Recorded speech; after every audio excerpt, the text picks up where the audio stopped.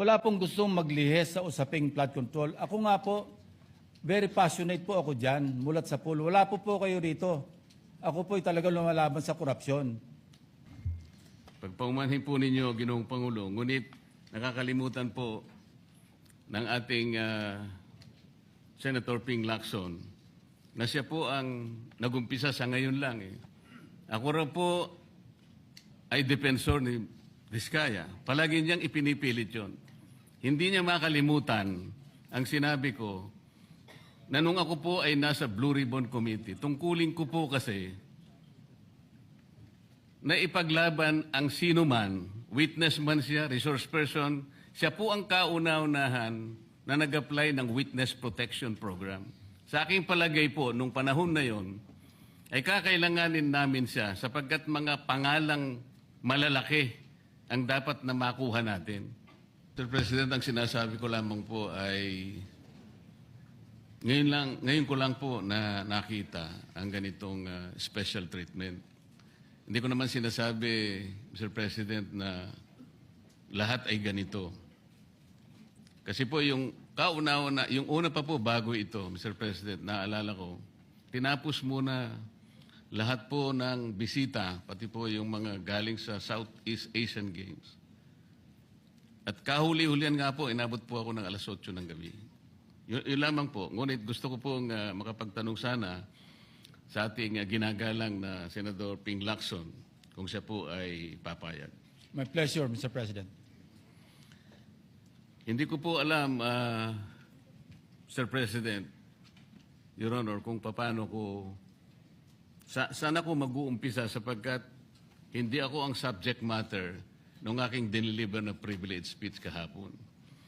Kaya kung sagutin at iisa-isahin sa inyo, ngunit ang nangyari, parang ad hominem ang nangyari. Sa akin po, natutukoy lahat ang inyong privilege speech ngayon, samantalang ang inaasahan ko ay sasagutin nyo yung privilege speech kahapon. Kasi kung ganun pong mangyayari, Mr. President, malilihis na naman po tayo sa inaasahan ng ating mga mamamayan. Dito lilitaw ngayon ang nauna pong mga patakarang nakita ko sapagkat kailanman hindi natin makakalimutan at huwag nating kalimutan na talaga pong nilimas po ang kabangbayan. Yun na po yung gusto nating pag-usapan dito. Kung sasagutin ko po ng isa-isa ang ibinibintang po ninyo sa akin, maliliis na naman po ang pinag-uusapan na kailangan na po ng taong bayan na malaman na po ang katotohanan. Sino po ang may pakana? Sino po ang mga mastermind sa nangyaring nakawan sa ating kabangbayan? Ito po ay hindi pangkaraniwang pagnanakawan, Ginoong Pangulo. Yun po ba ang gusto niyong mangyari, Ginoong Ping Lacson? Negative po. Sigurado hindi po yun. Bakit kayo po naglilihis, sino pa po nagsimula nito? Nung una pong privilege speech ninyo, hindi ko na sinagot kasi ayoko magkagulo. Pero enough is enough. Kahapon, nanonood ako sa aking opisina, gusto kong bumaba, kaya lang malalim na ang gabi at ayoko maabala yung trabaho sa Senado. Kaya nagsabi ako sa ating Senate President at ito'y na-manifest niya kahapon, narinig ko, na I was told na sasagot ako ngayong araw na ito. Wala pong gustong maglihis sa usaping flood control. Ako nga po, very passionate po ako dyan, mulat sa pool. Wala po kayo rito. Ako po'y talagang lumalaban sa korupsyon. Pagdating sa national budget, pagdating sa lahat ng usapin, hindi nyo po matatawaran ang aking hangarin, maituwid ang lahat ng katiwalian dito sa ating bansa dahil hindi po tayo umuusad. Pero enough is enough. Patuloy po kayo sa pag-atake sa akin.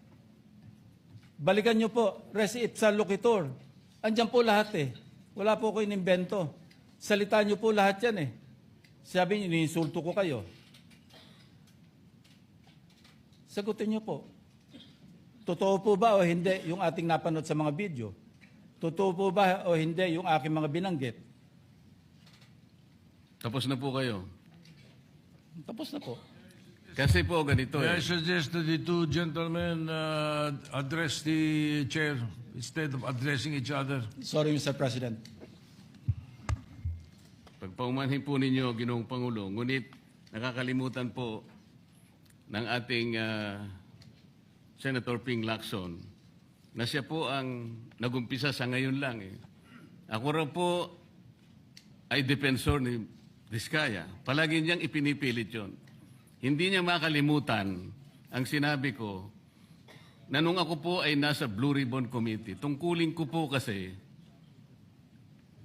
na ipaglaban ang sino man, witness man siya, resource person, siya po ang kauna-unahan na nag-apply ng Witness Protection Program. Sa aking palagay po, nung panahon na yon, ay kakailanganin namin siya sapagkat mga pangalang malalaki ang dapat na makuha natin. Hindi naman siya, ang ibig ko sabihin, si Diskaya po ang mismong nagbigay po ng kanyang kagustuhan. Nung una po, Mr. President, ayaw ko nga maniwala sa kanya. Kaya sinabi ko sa kanya, gumawa ka ng sulat, kahit sulat kamay, para sa ganun, walang masabi ang iba na parang ako pang nag-initiate sa'yo dahil hindi kita kakilala. Kailangan malaman muna natin kung ano ang laman ng iyong testimony. At kailangan ma-determine natin kung talagang meron kang may kukontribute na mga pangalan. Kasi importante na lumitaw ang mga pangalan ng mga taong talagang utak ng pagnanakaw na ito. Yun po ang pinag-umpisahan nun eh. Dahil mabigat ang kanyang gagawin, Mr. President, nakita ko sa kanyang pagkagustuhan na siya'y sumailalim sa Witness Protection Program. Kinilala ko naman yun, Mr. President. Malalagay nga sa alanganin ng buhay niya. Yun po naman yung nakalagay sa batas eh. Bakit ngayon akusahan ako na ako pa ang nagdidepensa sa kanya? Nandun naman po sa batas eh. Kaya nga po nang ipilit po ng ating DOJ Secretary na pinipilit niya magkaroon ng restitution, sinabi ko huwag mong gagawin yan. Wala naman sa batas yan eh. Ipipilit ninyo sa pamagitan ng memorandum ninyo na kahit wala sa batas para siya maging katanggap-tanggap na witness protection program witness, ay gagawin yung mag-restitute siya. Wala po sa batas yun, Mr. President. Yun po yung nilalaban ko. Kung napagkamalan niya na dinidepensahan ko, hindi po pwede yung ganun, Mr. President. So ngayon, hanggang ngayon, pati ba naman ng asawa ko na independent director, kakalantariin pa rito. Saan ba natin pag-uumpisa ng pag-uusap na ito? Pagkatapos, ipipilit na naman ninyo yung Kalayaan Island Group.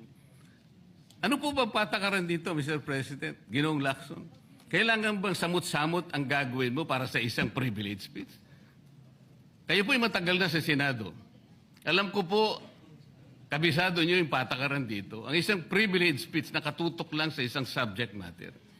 Pero kung gagawin po ninyong samot-samot ito, at pagkatapos ay mag-uumpisa kayo na para bang ang nilalaman ng privilege speech ninyo puro ad hominem.